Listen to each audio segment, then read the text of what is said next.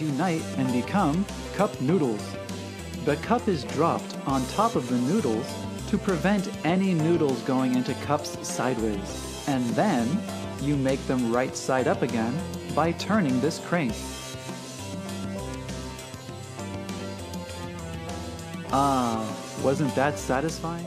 You can really make it your own way, and it's a great little souvenir, and me and my family had so much fun making it.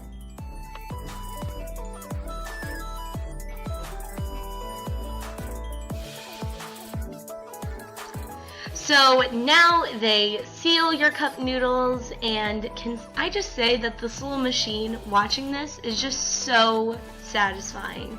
And then they wrap it in some saran wrap, and then they use, I think that this machine is like really hot, so it kind of sticks the saran wrap together, because that's really cool. And then they package it all up. It goes through a little conveyor belt. It has a nice little ride before it's gonna get eaten by you.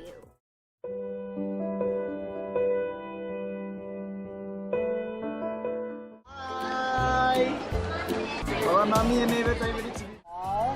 And then got a guy with lots of little bit dot on the face. I hope that's not what happened to you after you eat your noodles. because you got some fish, yeah? You got some fish.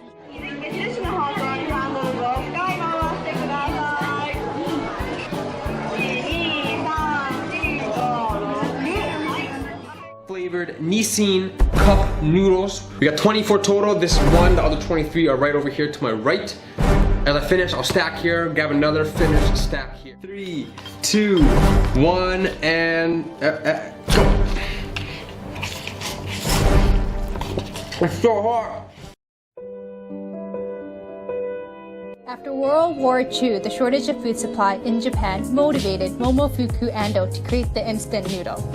After a year of trial and error in his backyard shed, he released his first rendition of the modern instant noodle on August 25, 1958. It didn't take long before his invention took over the world. Today, instant noodle is enjoyed all over the world. It's ever so evolving. There are now more flavors of instant noodle than one could remember.